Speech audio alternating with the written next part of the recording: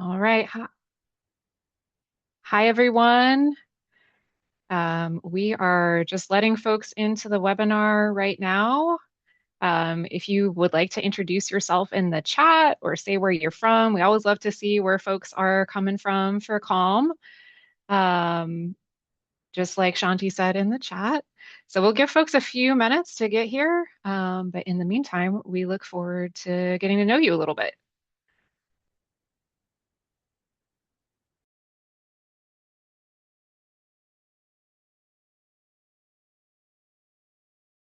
Ooh, and the chat is popping off already. Love to see it. Got folks from Canada, Texas, Colorado, Massachusetts. Holy moly, it's going fast now. Michigan, North Carolina, LA, Chicago, Spokane, Iowa. Love it. A lot of Canadians with us today. That's awesome.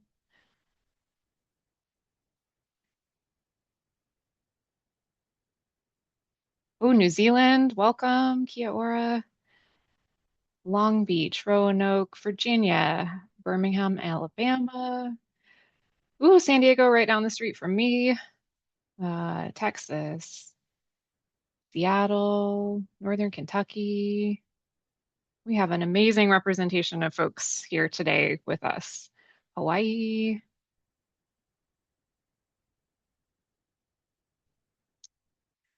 Connecticut. Wow. All right. Well, we'll give folks maybe 30 more seconds to join us, and then we will go ahead and get started with our conference here. Um,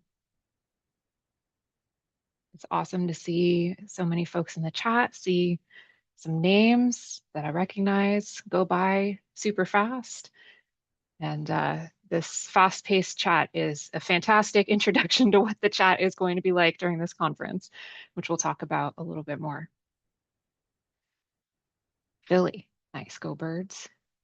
Nova Scotia, Southern California, Grand Rapids, Massachusetts, Northern Illinois. All right, it looks like our webinar participant number is kind of leveling off. So definitely feel free to keep introducing yourself in the chat. It is awesome to see everyone and learn about you. But we're going to go ahead and open this year's conference on academic library management. My name is Danny Brecker Cook. I'm one of the co-founders of Calm. I'm really happy to be with you all today. We are a very active community, as y'all can see, and you're welcome to, of course, participate in the chat throughout this conference, but also join us on social media. We're at Calm Conference on all of our social media platforms, and you can also use the hashtag LibCalm because there is another conference called Calm that has to do with agriculture in Canada. So please use LibCalm, and we would love to see your thoughts and impressions on social media as well. I am excited to share that we are having our fifth conference on academic library management this year. It is wild to think about that have now done 4 and about to do 5 of these. So we're really excited. Little nervous as always, but it has been amazing to see y'all come out and join us, and we're looking forward to putting on a great conference for you this year. I do want to let you know that this opening session will be recorded. So we'll be putting the recording up on YouTube following the conference, and we'll also be having it, the captions as well. I do want to let you know that this presentation is also being live captioned by Heather. Thank you, Heather, for being here. So if you would like to turn on the captions, you can do that through your Zoom controls at the bottom of your webinar screen. We're also assisted here by Shanti today, who's going to give you some tips in the chat about how to engage and how to get all of the resources for the conference session today. So we're really happy that you're here with us. We would not be Calm without all of our amazing participants. And we know that it's a busy time of year. Maycember, I think, is what people are calling it now. So we appreciate you taking the time to join us. Please engage however you're able during this time, and do look for those those tags in the conference schedule about recording. So if you know that you need to take a break, et cetera, you'll know which of those sessions you can catch later. It's been really amazing to see so many people sign up to join us this year. Okay, since it's our fifth COM, the steering committee asked if we would do just a quick retrospective about where we've been. And then in our closing session, we're going to talk a little bit more about where we're going. So it was, to my surprise, that almost exactly 6 years ago, on Twitter, rest in peace, Moya, co-founder of Calm, posted this question about if there's any annual, biannual conferences out there for library managers. Moya's a total stranger to me, but on Twitter, you just reached out to total strangers like you knew them. And so sent her a message, and we went from that very short Twitter conversation to finding a whole community of people who wanted to put this on. And then over the past 6 years, building this conference. So I guess my message to y'all is like, reach out to strangers when you think they're doing something interesting, and you never know what's going to happen. So over that past 6 years, we've had 5 of these conferences. We started with a conference of 1,000 people. We're up to over 2,000 people today. We have expanded to have an IMLS grant to investigate education, continuing education for managers. We continue to grow. And that is really thanks to the volunteers who come out to support our various events, the various folks who participate in the events, as well as through our social media. So we're here because you all wanted this community. You all probably noticed that last year we weren't here. We decided to move to a biannual schedule for Calm to take some of our own advice and actually take a break. During that time, we worked on our IMLS grant. We had this grant forum here in San Diego, which we'll talk about in a session on Thursday if you're interested.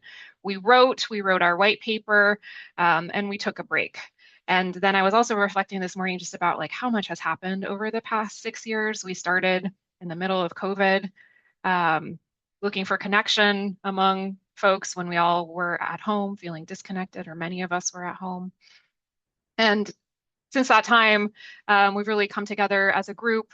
Folks have had so many things happen: new jobs, marriages, divorces, babies, pets, moving across the country, and just a lot of life has been packed into these past 6 years. And so it was time for us to take a little break.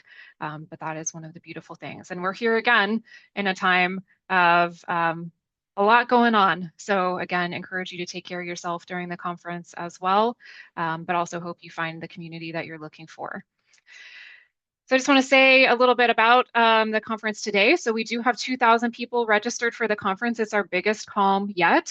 And we have 3,500 people on our mailing list. So there's a lot of connections to be made. One of the things we'll chat a little bit about in the closing is how we can help make that community come together outside of the conference space. We're really grateful again for how this topic has resonated with library workers. And I also wanted to note that we have many folks here from public libraries, governmental libraries. And so there is definitely material for you here today. I'm glad that that resonates with you as well. And then last but not least, everything that has happened so far is because so many people have helped. So I'm joined here by many of the folks on the steering committee today, but we have dozens of volunteers every conference to help us review proposals, select those proposals, put on the technology for the conference, et cetera. Institutions that have provided both material and financial funding, and we just couldn't do it without everyone's help. So we just want to say thank you again. Thanks for being here. And I'm going to turn it over now to Moya. Yeah, hi everyone. My name is Moya Kirker, and it's been a couple of years, and we imagine there might be some new first-time attendees here, so we'd like to take a few minutes to remind folks about what it means to attend CALM and set some attendee expectations. So first and foremost, CALM focuses on the whole person and how to support them with empathy. We arrange the conference to align with this approach. So for example, our presenters' choices are respected as primary, so they decide whether to record a session or not, And we let them change their mind up to the start of their presentation and after if they decide not to post the recording. And we do this because we're prioritizing spaces that people can participate in without fear. And in these spaces, sometimes big emotions can come up inside of these work-related conversations. Vulnerable shares are not uncommon, and we welcome them. And it's because of this that our code of conduct is strict, as we hope to foster that environment in each of our sessions. So some tips for attending Calm. We encourage you to bring your best assumptions and intentions to the Calm space. This includes focusing on your own self-care and needs as you participate. Know your boundaries and leave sessions if you need to. We invite you to take notes of shares and resources in the chat, but we also ask that you do not copy and paste from the chat. Capture the lessons learned without identifying personal details. This helps maintain that open and vulnerable space we've created here. Calm is also known for a very active chat in sessions. You may have already noticed that. One thing to note, though, is when you enter a session, you may need to update your who the chats are going to at the bottom by selecting everyone rather than hosts and panelists. It might default to that, but just a heads up before you send a chat to double check. You can manage the chat and the live captioning as best supports you.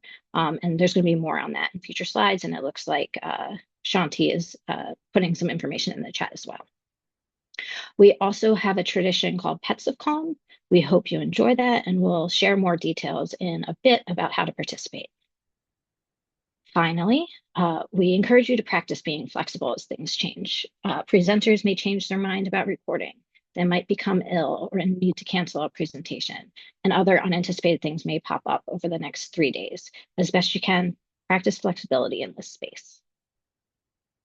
Okay, so what to expect? As noted earlier, presenters may choose to change the recording preferences up to the start of the presentation, including deciding after the presentation that they don't want it posted to YouTube. With the exception of tomorrow's 4:15 p.m. Eastern session on the Beyond a Land Acknowledgement Statement, all sessions are going to be held in Zoom webinar. Again, the chat's going to be active. If you find it overwhelming, feel free to keep it closed. Each webinar room caps at 500 participants. And so you might have recalled that there is about 2,000 in attendance today. So keep in mind that individual rooms cap at 500. So you might not get your first choice in every time session. So either plan for a backup or just mentally prepare for that. AI tools are not permitted during the conference, and this is to help maintain a space for those open, vulnerable conversations, as well as protecting the privacy and intellectual property of our speakers and the audience. After each session, you'll have an opportunity to provide feedback for the presenters and conference organizers. Please take a moment to fill out those quick Google form evaluations. They're really helpful to us as we plan future conferences. Finally, there will be a tech person in each of the sessions, but if you cannot get something resolved with that volunteer in your session, feel free to send an email to calmconf@gmail.com. You'll see it there. I'm also going to verbally spell it, calmconf@gmail.com. And we can try to help you resolve it. We'll have a volunteer monitoring the email throughout the conference. All right, so some accessibility notes. You can turn on Zoom captioning for any session. In some sessions, like this one right now, and they're also noted on Sketch, there will be a live captioner. For those sessions, a streaming caption link will be available. Shanti has just put more information in the chat. Recorded sessions for select presentations will be made available on YouTube after the conference or conversation, depending on how the session is. We will be using volunteers to review and correct the Zoom captions before posting. You can see the YouTube link on the slides here, but we'll also be sure to share this out via the Calm listserv as things get posted after the conference. We're always looking to improve in this area of accessibility, so please let us know if you have suggestions via our conference feedback form at the end of the conference. You can also use that email that was shared on the previous slide. So now I'm going to hand it over to my friend and colleague, Heather James, who's going to take us through a bit of some code of conduct details. Thank you so much. And thanks everyone for being here. This is so exciting to be at column number 5. Regarding our code of conduct, as Moya mentioned earlier, we do have a robust code of conduct with lots of guidance and also a process around it. And that is intended to create safe space for both the presenters and the participants throughout. We have adapted our code of conduct over time, and we continue to review it each year. You can access the full code on our conference website. The link is right there at the top of the slide. Please know that this is purposed around dedicating a harassment-free experience for everyone, regardless of all identity factors. This is a person-centered conference, and dignity of all humans is our top priority throughout the time in all spaces. Please, as a general guidance, consider that the code of conduct is rooted in an assumption of being kind to others and behaving respectfully, with understanding that we have variance in our communication styles and in our way of communicating and processing information. Inside of all that, if our purpose is true to being with each other in kindness and connection, we're on the right track. This does extend beyond our one-to-one interactions in the sessions to also the feedback surveys that we collect throughout the day and any social media or other Calm-related exchange spaces. So please carry that with you throughout the whole Calm community. We understand that it is a very challenging time in the world right now, and that it is hard to be our best selves at all times. We encourage you to take time for yourself to be in connection with your own self-awareness if you are finding yourself having a strong reaction, and also to practice self-care by possibly stepping away from a session or being true in your communication as you tell your own truth. But please note checking in with yourself before any sort of aggressive communications between yourself and any other participants, presenters, or volunteers. We always recognize that we want to stop any harm that is happening in the moment, but we also want to be aware that there's a complexity to harm reduction. As a guiding practice, we offer that when you're about to communicate, it is helpful to consider, is it true? Is it necessary? And is it kind? In order to communicate about code of conduct, if you do experience or observe problematic behavior and interactions in the space, please know that in each session, there will be a volunteer whose identifying name is indicated with COC for Code of Conference or Code of Conduct. That conference volunteer is a direct contact that you can reach out to in the chat. You can also use the online reporting form, which is being monitored at all times during the conference. Or you can email the calmconf@gmail.com email. Any communication path is all being monitored and available to you. And please know that we may need to ask questions or be in communication and discourse about what was observed. We will do everything in our power to stop harm in the moment. Thank you. Now I will pass it to my friend Moya again to talk about Pets of Calm.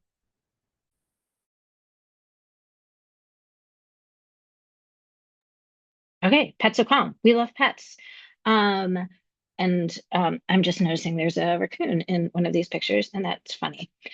We know they're participating in Calm. This is a tradition that started with the pandemic while most of us were at home.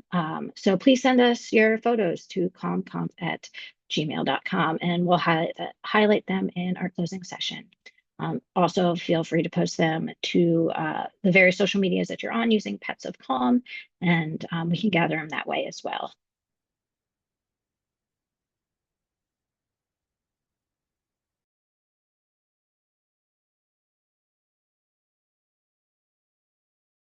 Oh, okay, I'm back and I'm unmuted. Okay, great. So Beyond a Land Acknowledgement is an effort that has been going on for multiple iterations of Calm. The Calm Conference started in 2021 with a fairly familiar land acknowledgement, considering that it is a virtual conference, but looking to acknowledge that all of us are physically located wherever we are, and that we would want to be considering and conscientious and engaging around the harm and the history connected to displacement of Indigenous people in our country. In 2023, with the third Calm conference, the logistics committee, which was the committee responsible for the land acknowledgement at that time, began to push into a new direction to consider the gaps and the shortcomings of standard land acknowledgements as they were being seen in many of our institutions. It's been an ongoing effort that we continue in Calm and are continuing this year. Our purpose in pushing to the Beyond a Land acknowledgement is to acknowledge that what have become traditional land acknowledgements often land as performative or standardized and do not actually connect to meaningful reparative action. In this community, which is so driven by the person-centered values, we hope to move beyond that sort of traditional and standardized communication into something that is action-oriented and brings meaningful outcomes. We have had a rich history that you can connect to on the Calm website around the developments that we have tried over the last 3 Calms. We are purposing our efforts in the focus on having conversations, collecting learning resources, and creating additional avenues of action for people who are really looking to move beyond simply acknowledging language into meaningful outcomes. And as we do this, we acknowledge and actually intend that this work pushes us to be uncomfortable and that the discomfort is what brings us to true community impact. For this year, we will be having a session, as Moya mentioned, on day 2 of the conference. That will be a meeting session where there will be interaction and discourse with breakout rooms. We're recommending attendees, if you are not yet familiar, get in touch with resources and actual people and communities in your area to better understand the tribes that have been living on and may still be living on the area that you are currently located in. There is a collection of resources that you can reference, and we will be during the session tomorrow having a video watching and discussion afterwards in breakout sessions. If you have resources that you would like to add, you can add them to the Calm Zotero, which will be discussed in a little bit. And you can find the full version of our current iteration of our work around Beyond the Land Acknowledgement on our Calm conference website at the link on this slide. We're really excited to be continuing this work. This is now charged by the Conference Experience Committee, who has done amazing work extending from the last conference and the work that we did there. And we hope that you'll all be engaging around it as well. And now, who is in the community today? Passing to Tarita. Thanks, Heather, and hi, everyone. So you may hear us refer to the Calm community. So who are we actually talking about here? In other words, who's joining us today and throughout this week during the conference? So first, our presenters, we received 172 proposals this year for 27 breakout sessions. Needless to say, this was such an overwhelming response, full of some really strong proposals all around. So we hope that you all continue to consider us again in the future. In making the selections for our conference, the Program Planning Committee also took care to conduct an equity check to the extent possible, to ensure that a range of institutions, geographic locations, management topics, and self-reported identities were also represented. That being said, all the presentations that were included this year are from the US and mostly from 4-year institutions, and we'd love to hear more from our international and community college colleagues as well in the future. So again, we hope that those of you from those institutions and beyond consider Calm in the future. So those are our presenters, but in terms of who else is in the virtual room, Danny mentioned earlier, we have over 2,000 registered attendees this year. Some of you may recall in the past, Calm has sold out and had a hefty wait list. And thanks to the sponsors, more on that later, we're pleased to be able to offer more registration slots to allow more folks to participate. Of those registrants, we're glad to see folks from the US, Canada, New Zealand, Saudi Arabia, South Africa, and India represented. And we're also seeing folks from public libraries, the public sector, government employees joining us. So welcome to all of you as well. We're so glad that you've joined us this year.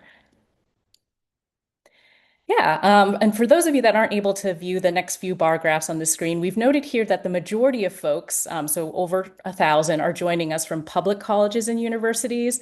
Around 600 are from private institutions. 100 or so of you are from community colleges, and then a smaller number of attendees from special school, private, public libraries, and other. In terms of the types of managerial roles that folks are occupying here, around 450 or so of you are department heads or unit heads or coordinators. Little over 300 are student supervisors, around 300 staff supervisors, a little less than 300 are aspiring managers. So, hey, welcome especially to those of you that are interested in these roles. A little less than 200 are supervisors of librarians, and another less than 200 are deans and directors. And then finally, a little over 100 are assistant and associate deans. So a real swath of different types of managers and aspiring ones that are here. And finally, in terms of how long folks have been managers, over 450 folks are newer managers or up to 2 years. Another 450 have been managers for 6 to 10, followed by a little over 400 for 3 to 5, around 350 for 11 to 20, and 100 folks at 21 to 30 years, and a small but still notable longtime managers of 31 plus years. So again, quite a range of managers who've joined us this year. Again, welcome to the Calm community, everyone. And I think I will now hand it over to Monique to talk about some of the other notable folks who've made Calm possible. Right. So, good afternoon, good morning, everyone. So, this conference came together thanks to the time and commitment of an amazing community, and we're so grateful to everyone that helped make it happen. Next slide. So, first, we would like to thank our steering committee members. They helped to handle the big picture planning for the conference and then offer guidance and support to all of the conference committees. Next up, our program planning committee. They help to review and approve the conference session proposals and also help moderate the sessions during the conference. Next slide, please. Next, our tech committee. So they help to make all of this possible in terms of setting up our Zoom, leading the tech training for our presenters, and providing technical support throughout the conference. Our logistics committee, who helps to configure SCAD and then set up the overall conference schedule and tracks. Next slide, please. Our communication committee, who helps to manage our social media presence and helps to get the word out to all of you. And our conference experience committee, who helps to focus on creating an inclusive, welcoming, and supportive experience for both presenters and attendees. Next slide, please. And last but not least, this conference would not be possible without our wonderful reviewers who gave their time to read through proposals and ensure that those proposals aligned with the goals of the conference. And so with that, I am going to turn things over to my colleague David, who will give a shout out to our sponsors. Yes, now for a word from our sponsors. Just kidding, it's just me. Hi, everybody. I'm here to talk about the sponsors of COM, another big part of our community. So it cost $10,000 to put on this year's conference, all of which was covered by institutions.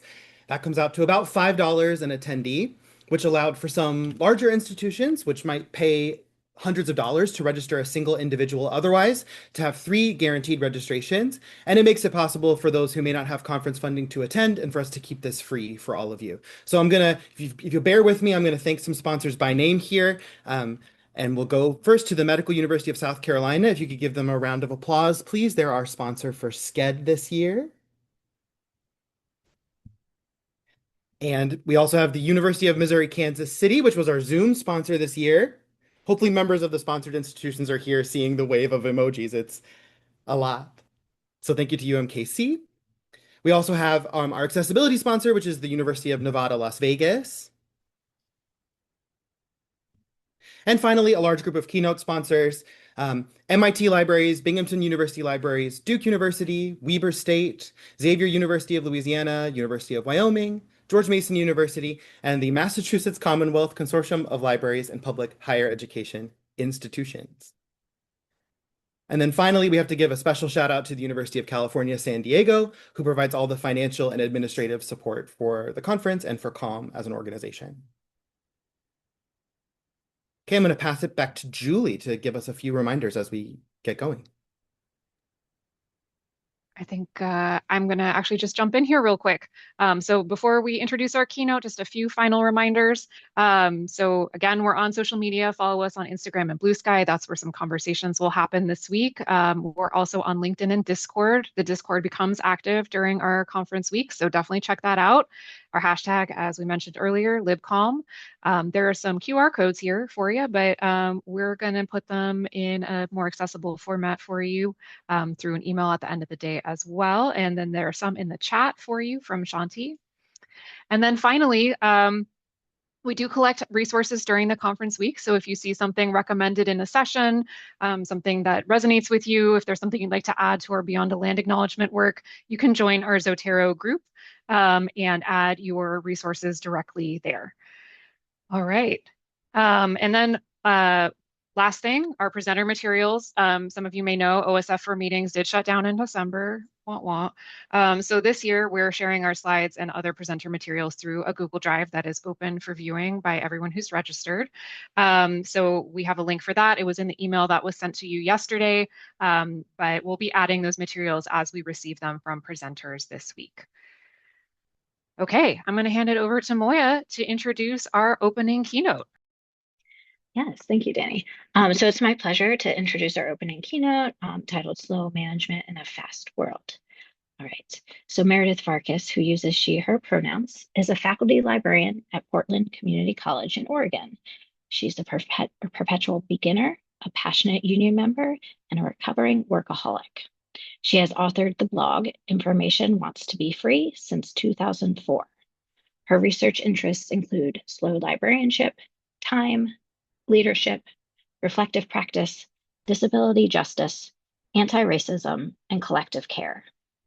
Meredith has been in many different leadership and management roles throughout her career, but her favorite role is working with students and faculty as an instruction librarian. And with that, I'm going to hand it over to Meredith. Great. Thank you, Moya. Let me just share my slides. Okay, hopefully everyone can see that. All right, I'm going to be ignoring the chat just for my own mental health. But first, I wanted to start by thanking all of the amazing library workers whose labor went into organizing this conference. It has long been my absolute favorite conference for the content, but what I love most is like how consistently values driven it is. I think you all are enacting slow values with this conference, and it's really inspirational. I'm honored to be a part of it. I also wanted to speak to the folks right now who are checking email or working on something else. I think we all know, but we multitask like this to our own detriment. It robs us of our capacity to be present, to reflect, and to be in community with others. So if you have the option, please consider trying to monotask to be with all of us here in this moment. Also, at the end of my slides, there's a bibliography for everything I'm going to mention. So there's no need to furiously jot everything down. Let's try to be slow together. I want to dedicate this talk to Fobazi Itar, a former keynote speaker at this conference who died just a few months ago. And I'm so sorry if this is the first time you've heard this news. Her work was foundational to slow librarianship, not only her writings and speeches about vocational awe, but also her work on white supremacy culture, intersectionality, neutrality, library worker well-being, and disability justice. Over the past few months, I've been rereading a lot of her work, going back to her first 2014 article in Lead Pipe. And it's pretty amazing to see how she was always ahead of things, always seeing clearly issues that it took the profession a long time to internalize. She was an oracle. I think that's a role that too many Black and disabled women have to play in our society. I think back to the first few years after her groundbreaking work naming vocational awe, and I remember so many people arguing that it was harmful to think that way and that librarians were selfish for prioritizing their well-being, or also that recognizing vocational awe meant that we didn't care about our work. Now we recognize that Fobazi was naming a system of power that undergirds our whole field. She was insightful, powerful, honest, vulnerable, and deeply hopeful in her writing. May her memory be a blessing. Along with Fobazi, I stand on the shoulders of so many giants. I've been inspired by articles, books, podcasts, poems, hot takes from all sorts of disparate fields. This isn't an extensive list of all the people whose work influenced me, and I'm probably missing some really obvious names, but I think it's important to recognize those people whose work really meant something to you. The times are urgent. Let us slow down. I start with this quote as a provocation. I first heard this saying when listening to a podcast with Bayo Okomolafe, a brilliant philosopher, writer, psychologist, and scholar. If you haven't heard of him, let me recommend searching for his name on your podcast app and letting him blow your mind. He shared this nugget, an African proverb, which at first might seem counterintuitive. In times of urgency, we tend to move faster and do more, but in doing so, we miss out on opportunities to make better long-term decisions, to think critically about our work, and to rethink how we provide services. We're too busy running around, plugging all the holes to take the time to question why we're doing things this way. As Akomolafe wrote, quote, "In hurrying up all the time, we lose sight of the abundance of resources that might help us meet today's most challenging crises. We rush through into the same patterns we're used to," end quote. Because you simply can't think deeply and critically when you're rushing. At times of crisis, it's more important than ever to slow down and really question, envision radically different futures, be audacious. Don't let urgency narrow your vision. I wanted to talk a little bit about myself and my own positionality. I'm a disabled, cisgendered librarian, writer, and mother. My pronouns are she, her. I've been a librarian at Portland Community College for 12 years, and I love my job. Prior to that, I was in management roles as the head of library instruction at a large public urban research university, and before that at a small rural private university in Vermont.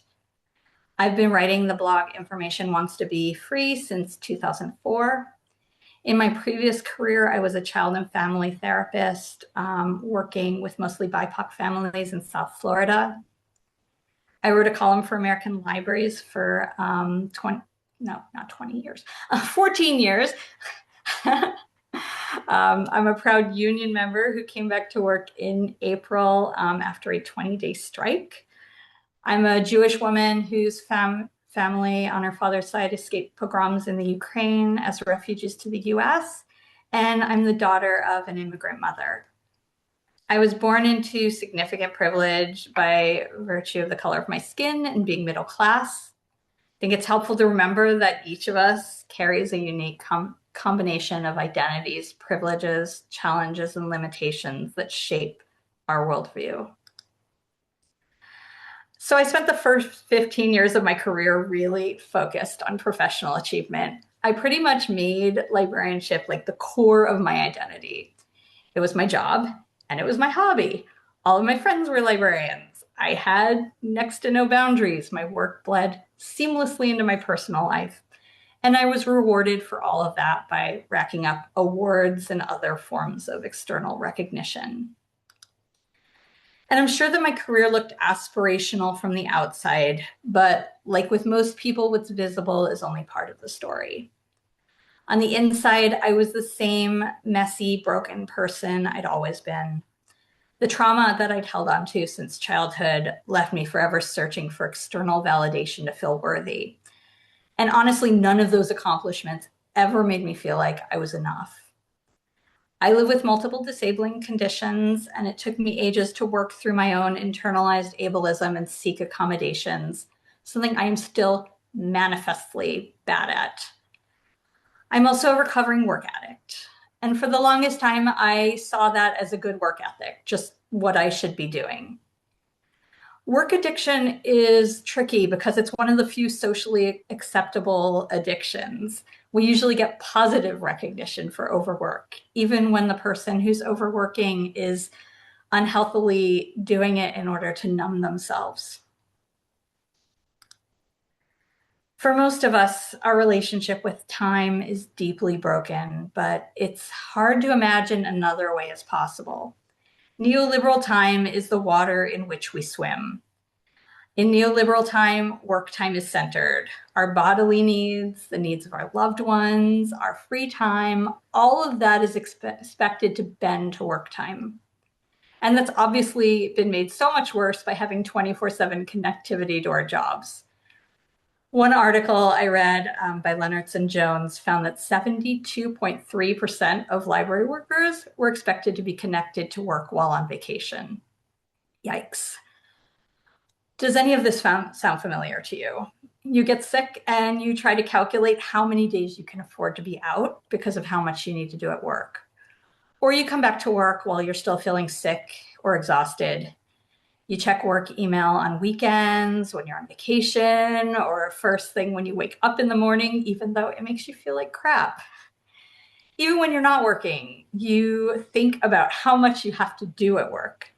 Maybe your to-do list is far longer than you could reasonably get done in a year while working full-time. Maybe you think that's your fault, that you're not productive enough, that you just need to find like a better productivity system. In libraries, research has found that most workers feel less capable than ever of keeping up, both with their work and professionally.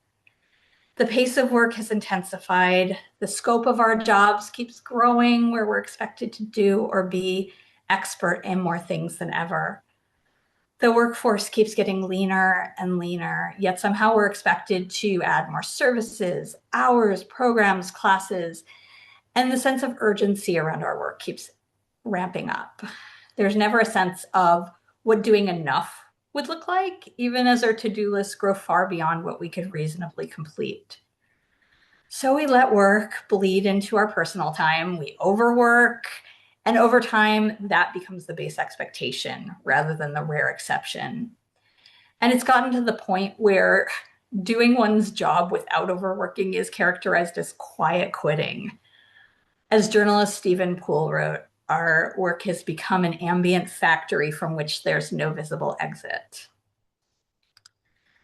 So why do we allow work to be the axis on which our lives spin?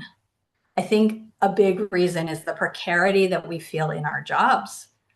When people feel precarious at work, they tend to work more because they think that if they prove themselves enough, they'll be safe. And obviously, there's been growth in the number of precarious positions in libraries that are precarious by design. But there are also lots of systems that create a sense of precarity for all workers. Tenure and promotion, annual reviews, merit raises, and all of that's happening in higher education and the world around us. Like, it's incredibly hard to feel safe in our current work lives. And some of this precarity is really caused by manufactured scarcity. Scarcity can lead people not only to overwork in order to prove themselves, but to really focus on the things that are most valued by administrators, which may not always be the work that is needed most by patrons. I was really inspired by Julia Glassman's 2017 article, The Innovation Fetish and Slow Librarianship, where she wrote about how achievement culture led to a toxic competitive environment with her colleagues. Since the members of each year's peer review cohort are judged against each other, and it's been made clear that only a select few can ever earn the coveted marker of exceptional performance, the process has become an arms race of the biggest, most impressive accomplishments librarians can showcase. How do you play up the fact that you're a talented and beloved teacher when you have a colleague who has just overhauled the entire information literacy curriculum for their subject area and deployed a brand new series of online instructional modules? Sure, that approach may not have been appropriate for the departments with which you liaise, But think about how those two stories look side by side. There's intense pressure to constantly innovate, to throw out the old and invent something new. Now, I'm sure the intent of this reward system was not to actually create this sort of toxic competition, but it's all too common that when you introduce any sort of sense of scarcity, workers suddenly see their colleagues as competitors rather than collaborators, and where the focus becomes much more on being innovative than best meeting the needs of our patrons. Another reason we center work and overwork is because of vocational awe. Vocational awe is a term coined by Fobazi Itar, which envisions the profession as a calling and the institution as a sacred beacon of democracy. And this works to position the library as an institution beyond critique, which prevents recognition of harm and meaningful improvement. It also positions those working in the profession who put their well-being first as selfish jerks who aren't devoted enough.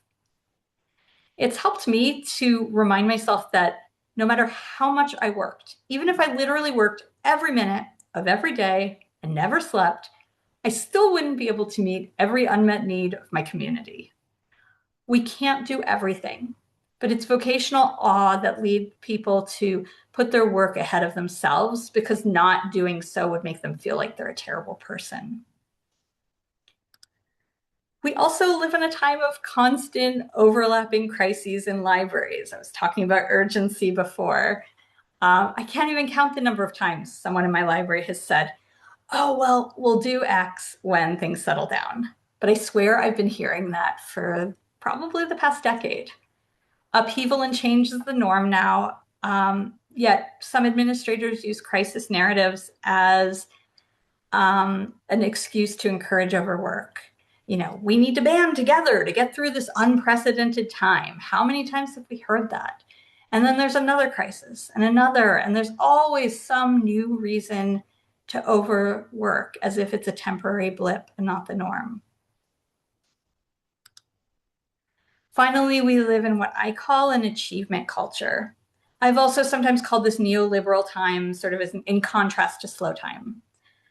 Achievement cultures have many dimensions, but in the workplace, you see it as an organizational culture focused on achieving wins and accolades that are very visible and valued by external stakeholders.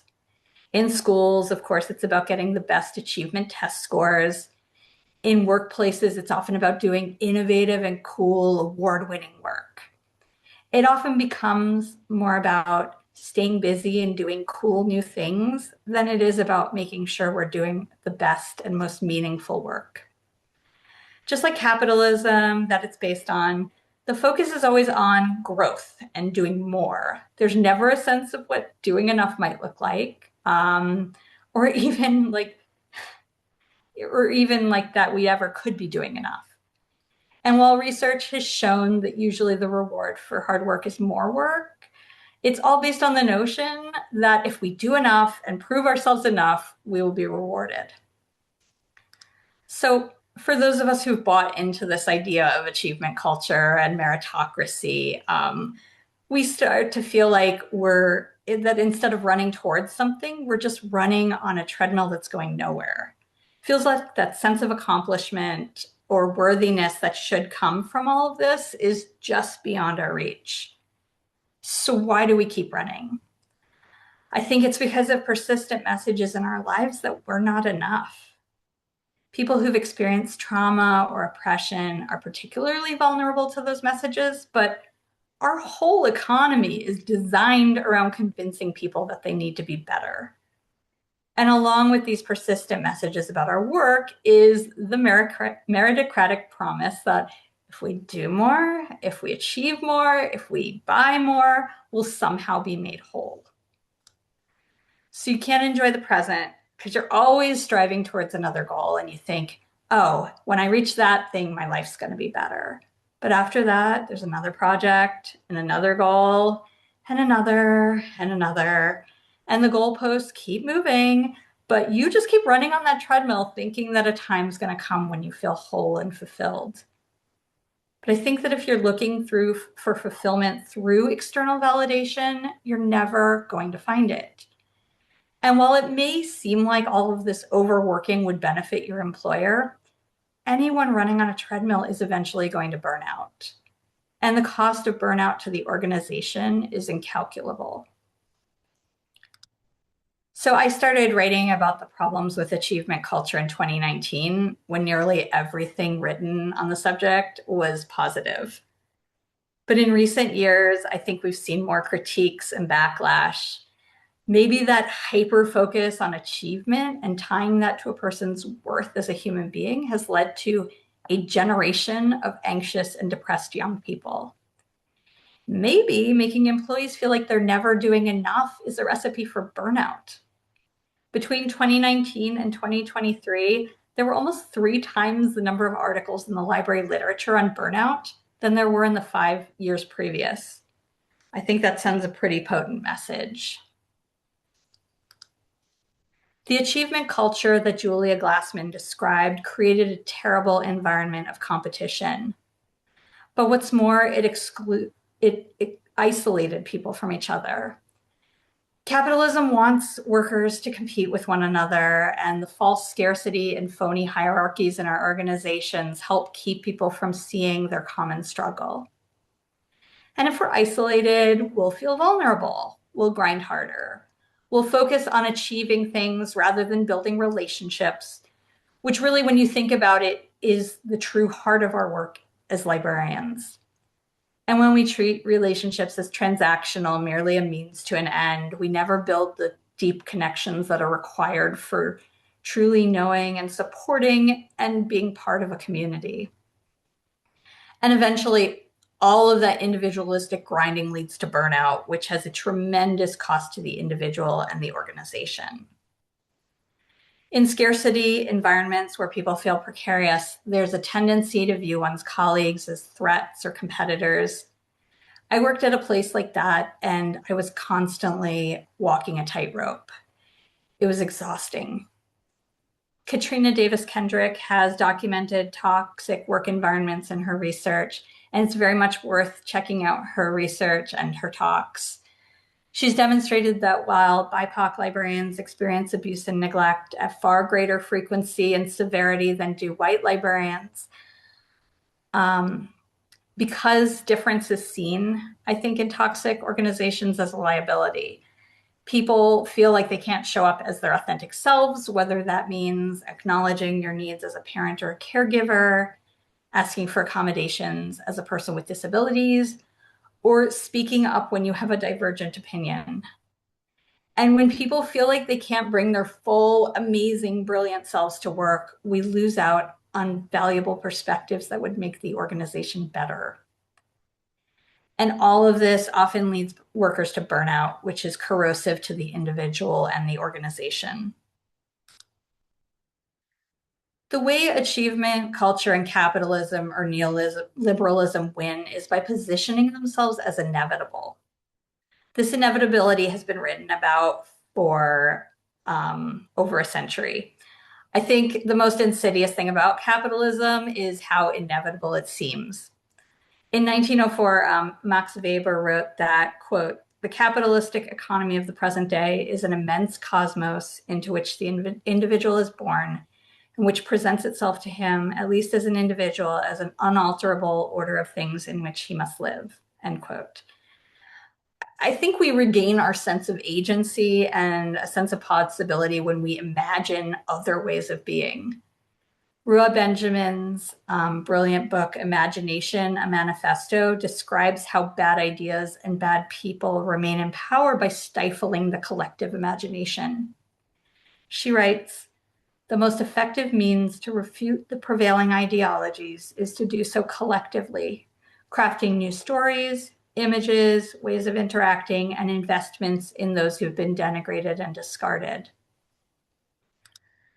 Like Benjamin, I think the most powerful thing we can do is imagine radically different futures. So that's what I'm doing. So librarianship is just one possible alternative way of being in relationship with our work, our colleagues, our communities, and ourselves. The idea of slow librarianship, which was inspired by the slow food movement, has actually been written about in librarianship for about 20 years. I actually came to the idea first from reading Carl Honore's excellent book, In Praise of Slowness, and then reading Carlo Petrini's book about the slow food movement. But one quote from Julia Glassman really inspired me to continue developing these ideas. She wrote, "Perhaps if we reject the capitalist drive to constantly churn out new products and instead take a stand to support more reflective and responsive practices, we can offer our patrons services that are deeper, more lasting, and more human." I really love that vision. While I'm the person a lot of people quote when they write about slow librarianship, I want to preface this definition by saying that this is one person's vision. I'm glad it struck a chord, but I'm just one person, sharing an idea for the future of our work. I hope this sparks conversations and beautiful, hopeful visions about what you want the future to look like. For me, slow librarianship is an anti-racist, responsive, and values-driven practice that stands in opposition to neoliberal values. Workers in slow libraries are focused on relationship building, deeply understanding and meeting patron needs, and providing equitable services to their communities. Internally, slow library culture is focused on learning and reflection, collaboration and solidarity, valuing all kinds of contributions, and supporting staff as whole people. Slow librarianship is a process, not a destination. It's an orientation towards our work, ourselves, and others that creates positive change. So the first time I ever gave a talk about slow librarianship, the conference organizers wouldn't let me use the term slow librarianship in the title. Weird, right?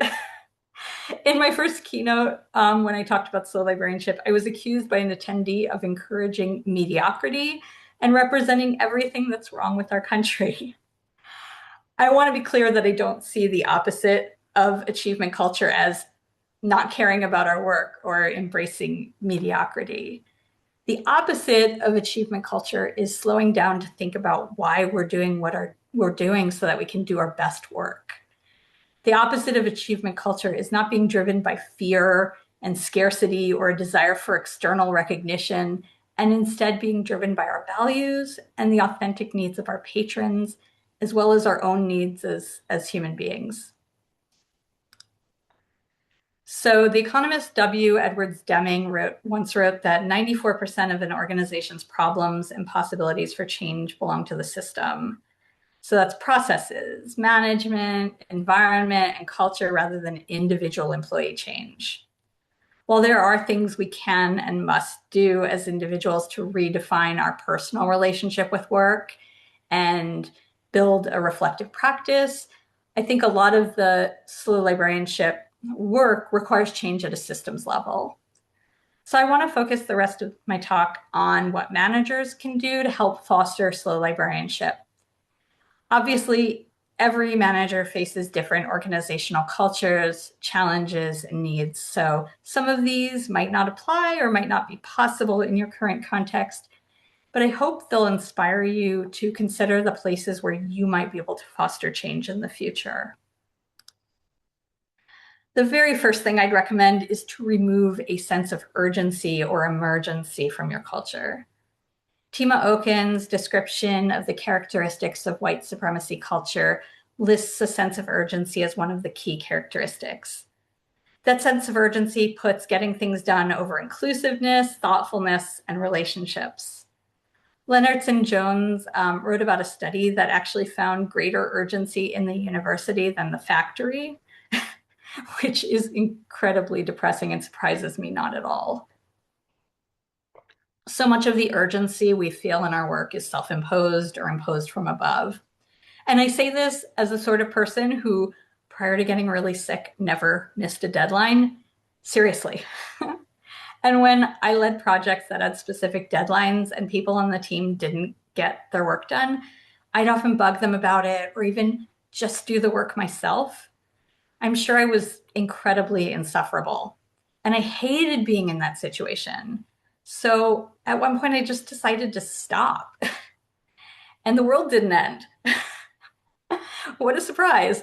We live in such challenging times, and we work with people who are often dealing with things we know nothing about. Treating deadlines more as hopeful goals than anything else allows us to focus more on the process than just the product, allowing for team building and reflective learning along the way. If we're not constantly rushing to meet deadlines, not constantly in reactive mode, constantly taking on way too much, we might actually have space for reflection and intentionality.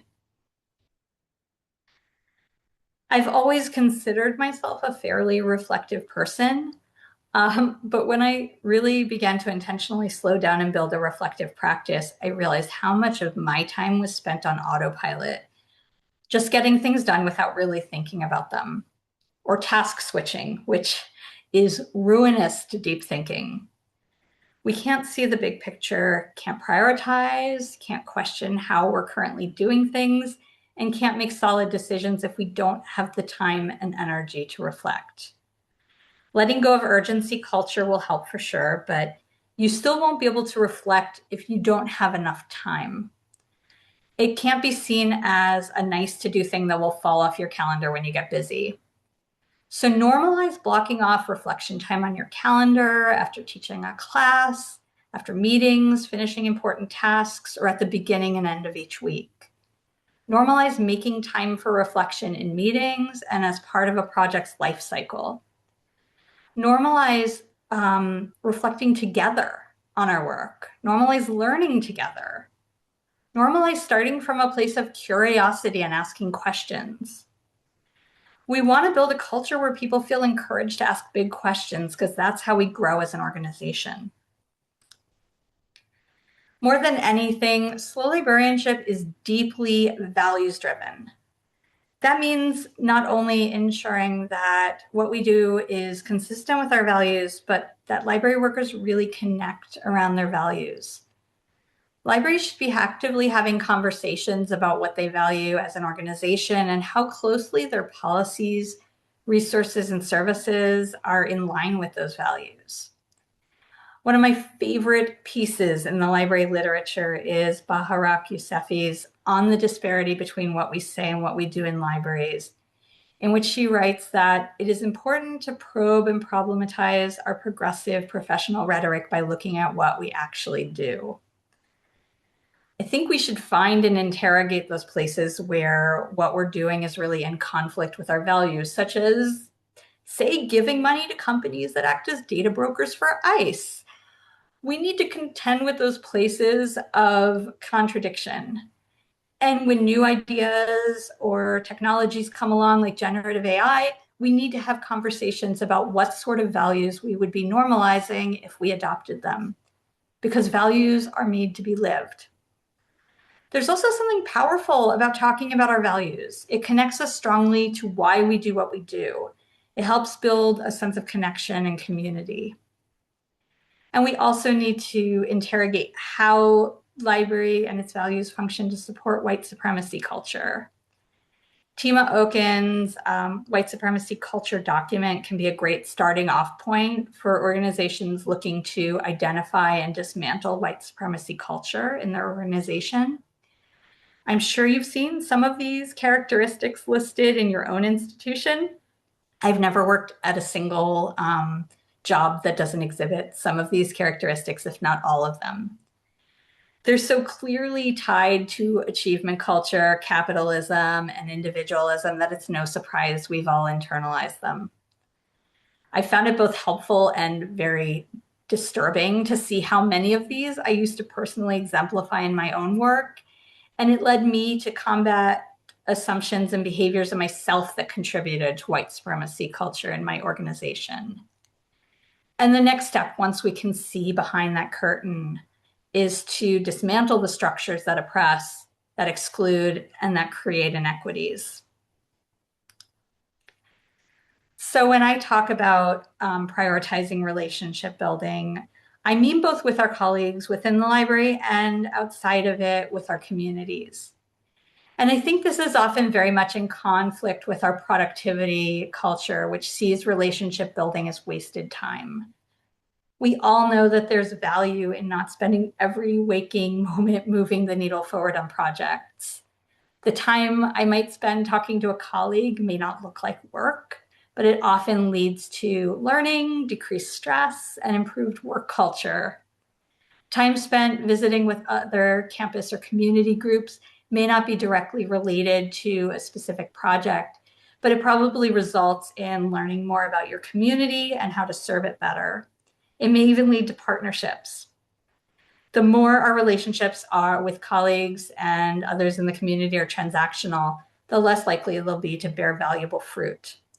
I've found that some of my best instructional collaborations with faculty in my liaison areas grew out of my just being around in a meeting or from my attempts to build relationships without a specific goal in mind. I could send 8 million library marketing messages and never make the dent that I make with my presence in one meeting. I think the cult of productivity speaks to that need we have to feel busy and therefore worthwhile. In America, being busy has become a status symbol. Well, if you're busy, you must be important. It's a way to cover up our existential worries, but otherwise, it's really just more treadmill running. Being present matters, relationships matter. Getting to inbox zero? Not really.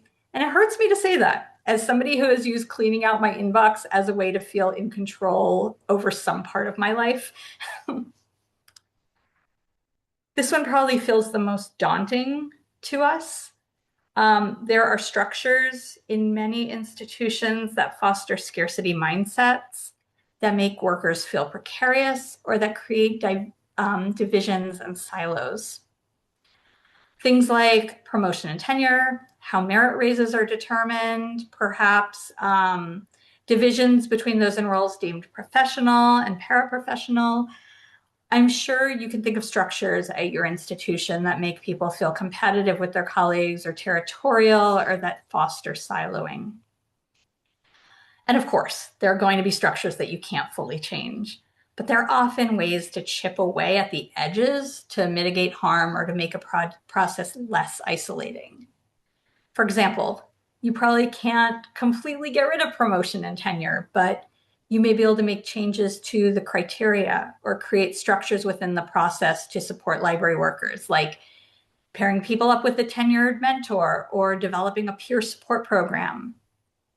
Even small incremental changes can be valuable to the people impacted by these structures. When I first came to our library, part-time library faculty weren't allowed to have liaison roles. They were mainly expected to work at the reference desk and teach classes. And that's what our library dean at the time wanted. But we could see the disservice that this was doing to our colleagues because it didn't offer them experiences that would make them marketable for full-time roles if they applied. So about 5 years ago, our department took the opportunity to normalize having part-time faculty have liaison roles, being involved in departmental project work, attending departmental meetings, and having dedicated time each week when they weren't expected to be teaching or staffing a desk. We're still working on removing barriers to part-timers having fuller roles, but we've made a lot of progress. A lot of managers I've worked with apply a one-size-fits-all model of supervision where every employee, and we know that every employee is just so different in what motivates them and what they need to be successful in their role. Some employees need more support than others. Some need more feedback and encouragement. And some would rather that their manager stay out of things unless they ask for help. For me, personally, I just need like an occasional sounding board and a sense that they care about me as a whole person. Treating everyone the same with supervision is not an equitable solution. Get to know the unique needs of each person you work with. I remember when I was a manager having one direct report who needed a lot of feedback and encouragement to feel like they were doing a good job, and another who was extremely self-directed, but needed someone to help them not take on too much. If I had applied the same management strategies to both employees, it would have been a disaster. I can't emphasize enough the importance of protecting your employees from overwork. I had a boss who seemed to send us every opportunity she noticed or received that we could participate in without ever considering, one, its importance in the scheme of things, two, how much we already had on our plates, and three, how much work each thing was going to be. Tabling an event, time-consuming committee, giant year-long project. They all just got forwarded to us with no real guidance or prioritization. And with each thing she sent, we felt pressured to take it on, though that may not have been our intention. Managers need to be really intentional and clear when they send opportunities, and teams should decide together what makes sense to take on and what doesn't. I've never worked anywhere where a manager told me I was doing enough. Enough is rarely ever defined, right? It's as if our capacity is endlessly expandable. We need managers who not only let us know when we're doing enough, but help us to interrogate the priority and value of what we're currently doing and weigh future opportunities. We need managers who can help us make hard decisions about what we're not going to do in service of doing our best work. So a big part of protecting employees from overwork is also modeling healthy boundaries for yourself. It's important to look at what your own behavior is telegraphing. Are you sending out emails at both 7 a.m. and 6 p.m. on weekends when there's no major emergency? Do you work late? Do you say no to things? Do you send requests to employees toward the end of the day on a Friday or wait until Monday morning? People learn organizational norms by watching the behavior of others, but especially managers. And that's how overwork gets normalized. Recognition and appreciation are among the few endlessly renewable resources, and yet I find that many in our field are stingy with recognition of any kind. And we tend to save recognition for things valued most in an achievement culture, for the big, innovative, sexy new projects. We also tend to reward individual genius more than we do teamwork. Reward systems in our profession disincentivize teamwork or make people obsess over making sure that they stand out the most.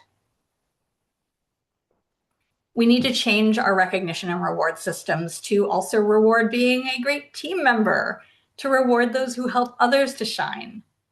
This will prevent toxic cultures where people feel in competition with each other.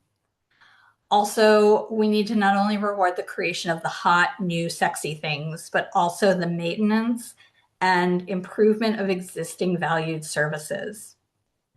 By changing our recognition and reward systems, we can orient library workers away from individualism and towards an orientation of collective care.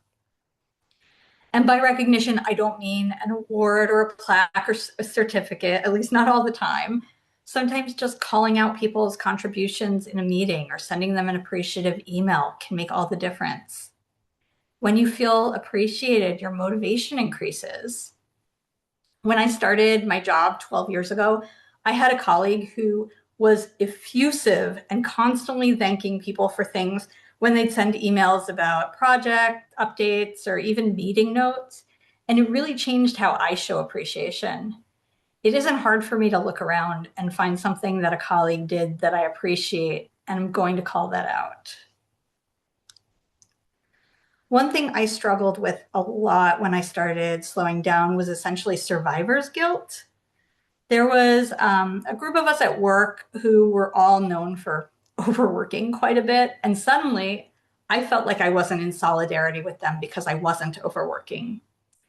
I encouraged my colleagues not to overwork. I tried to lead by example. I tried to stop our department from taking on so many projects.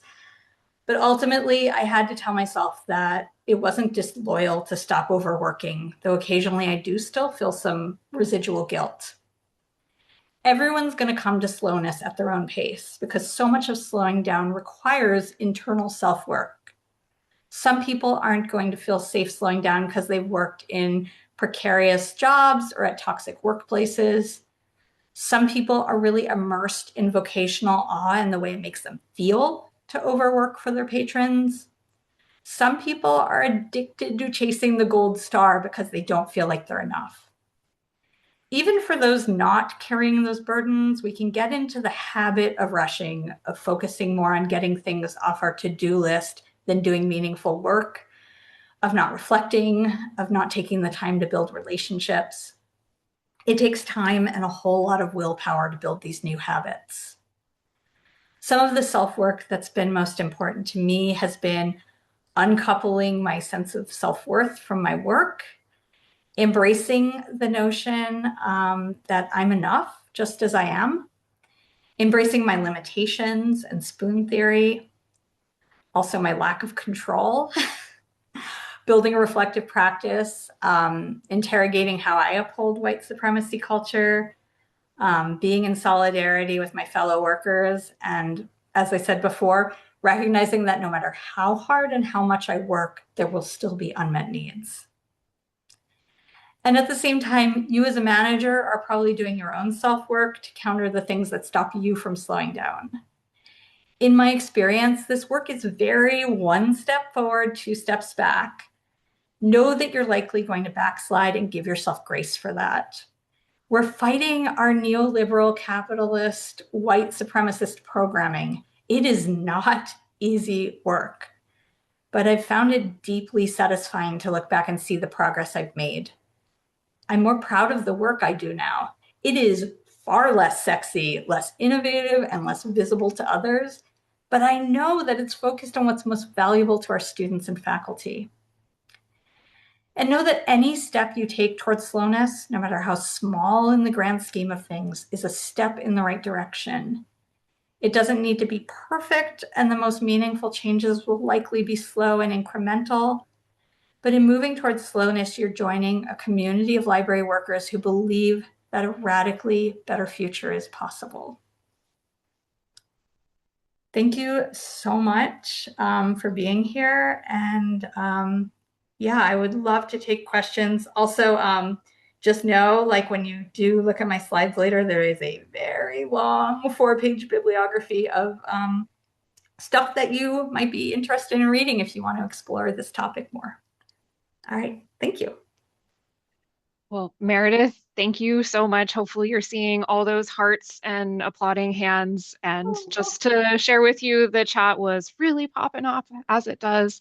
And I think that what you shared today really resonated with everyone. It was a great way for us to start our conference. So thank you. And I do also want to say that I think everyone really appreciated the memorial that you gave to Fobazi. So thank you so much for that as well. Thank you. So we do have some questions for you. And folks, you can also upvote the questions and I'll try and prioritize the ones that have the most votes first. And we will finish at 11:30 Pacific so that you have a break before our next session. So the first question that an anonymous attendee has asked is, how do you square not seeking external validation with the budget realities facing libraries where we have to prove our value? I get not being driven by fear, but fear exists when our colleagues are being laid off due to the fact that their roles are viewed as non-essential. That's real. That is incredibly real. And it's definitely something that I struggle with. You know, at our library right now, I have colleagues who have said, like, we are going to be extinct if we, in 5 years, if we don't like jump on the AI bandwagon. And even if that's true, that's not how I want to operate as a librarian. I want to do my best work. I think a lot of the work that I'm doing right now is not my best work. I think a lot of the stuff we are doing was from a model from a long time ago that we're just still going through the motions and doing. So yeah, I think that slow librarianship will help us focus on doing the work that will have the greatest benefit to our patrons. And if we are really benefiting our patrons and are telling our story about that and can, you know, demonstrate that, I still think we can prove our value to administrators. But honestly, I don't know. I've been working on a blog post about this where, like, I honestly don't believe that when when like college presidents decide to get rid of like all of the librarians or something like that, like, you know, we've seen that at some institutions, that they're really doing it because the library isn't valuable. They are as Nicole Pogowski said, laundering data to make whatever case they want. It's not that the library isn't valuable. They've just decided this is the easiest place to cut. So personally, in my work, I want to know that I'm doing things for the right reasons, that I am focused on doing what's best for my patrons. And that is, to me, feels like the best thing that I can do. Yeah, sorry. Please don't apologize. I think that was an excellent answer to a really tough question. Okay, we're going to change gears a little bit. Oh, that just changed. Okay. Do you have thoughts on how to implement some of these practices as a middle manager when upper management actively does not see things the same way? Yeah, that's hard. I think some of these practices, you know, a lot of these practices don't require your manager above you necessarily being on board, you know, like supporting, you know, modeling slow for your direct reports, or creating supportive structures for the people who work under you. I think there are a lot of ways to insulate your direct reports from like toxic leadership above. I know at a previous place I worked, I definitely felt like that was my role as a manager, was to be sort of like an insulation, because I couldn't change the people above me, and ultimately that's, you know, why I ended up leaving, because I didn't feel like, you know, I was not the manager that they wanted, who would just be the yes person. But yeah, I think there, look at the places where you can make changes without needing to change the people above you, because we know we have limited agency in that area. That is some really solid advice. Thank you. Okay, for real, we're going to switch gears a little bit. Can you talk a little bit about how your experience of motherhood has intersected with or influenced or evolved your experience of slow librarianship? Ooh. So yeah, I mean, when I first became a mother, I think it was during the lean in era, which was, I think, incredibly toxic for women. So, you know, I felt a lot of pressure to still like do all of the things I did before, with, you know, a kid who was in his first year incredibly sick all the time, and I wasn't sleeping, and, you know, I felt like I had to do all the things.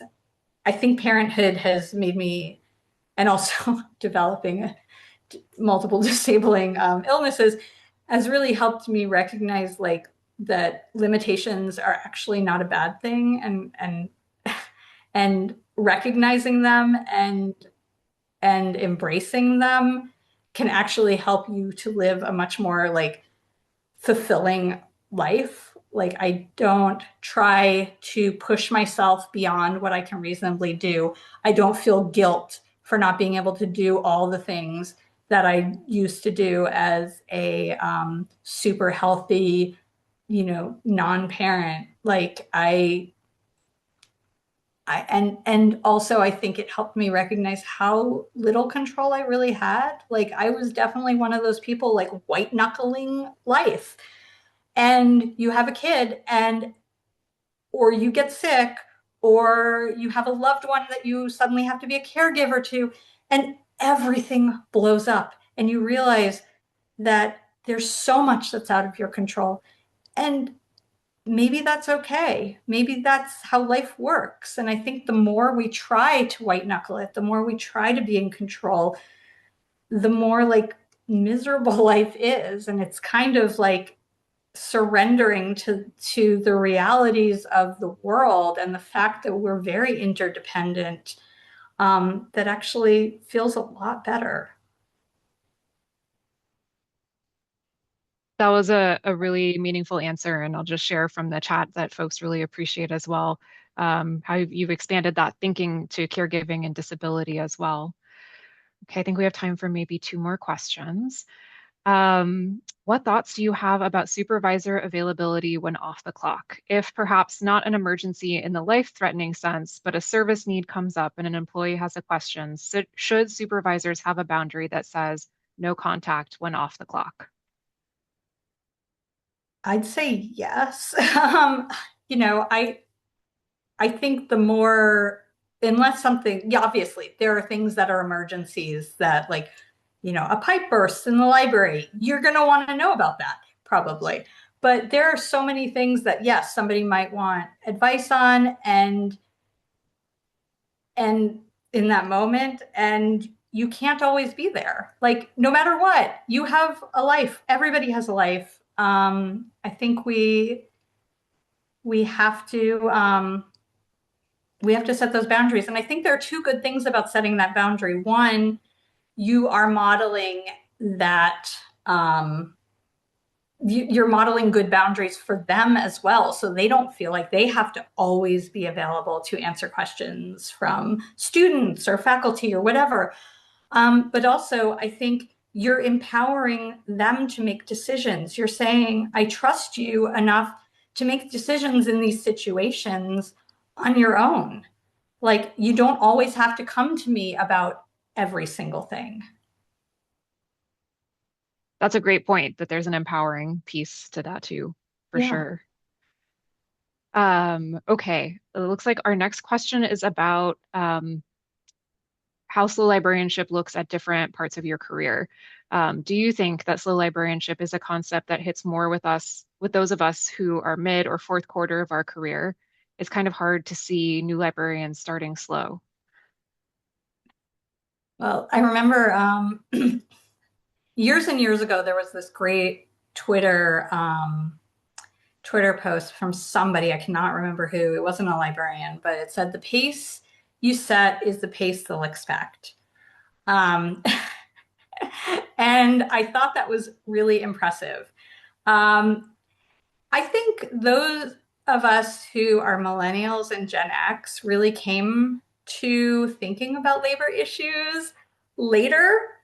We kind of bought into the, you have to prove yourself, and earn things, and you have to, you know, if you work hard enough, you're going to get all the things, because we live in a meritocracy. I think we were fed that quite a lot. And I think newer generations weren't. I mean, I saw that when I was teaching library school, that over time, I was teaching a class on like embedding, like through instruction, through it, just embedding the library basically into the fabric of higher education. And like over time, students were like, wow, this is way too much work. I would worry about the sustainability of this work. And more, they were starting to think about their own labor, and not just, wow, this is a really cool, great thing, but like how this would actually play out in their work, and like how it would eat up their life. And I'm like, yes, good. And I find the younger librarians that I work with are much more like focused on not taking on too much. Like, I'm actually like, my role model in this role in at my place of work is in her 20s. She's a fairly new librarian and also a new mom who is killing it in every respect, but she is so good at not taking things on. And I'm like, oh my God, I need to be you. Like, how nice would it be to come into the field with that clarity? Beautiful. That is really beautiful. And I think folks are chatting about how, you know, it's so great to hear that people are having these kinds of changes in the way they approach their work. And I'm just thinking sadly of my 20s and not being in that person's position. So Yeah. yeah, we have so much to learn from each other, no matter where we are in our career. Okay, So we have quite a few questions we didn't get to, but we will save them and share them with you in case you would like to reflect on them later or share them through your blog. But I just want to say thank you again for opening our conference in such an incredible way. I think we can see how much this resonated with folks. A lot of folks saying this is what they needed to hear right now. So thank you for the work you do. Thank you for sharing with us. And we're so grateful that you were able to join us today. Thank you, everybody. This was wonderful. So conference attendees, we're going to get started in 15 minutes with our first session of the conference. It is available in Sched. All of the links to the Zooms are located there. As a reminder, they are capped at 500 people. So if you're not able to get in, please go to your second choice.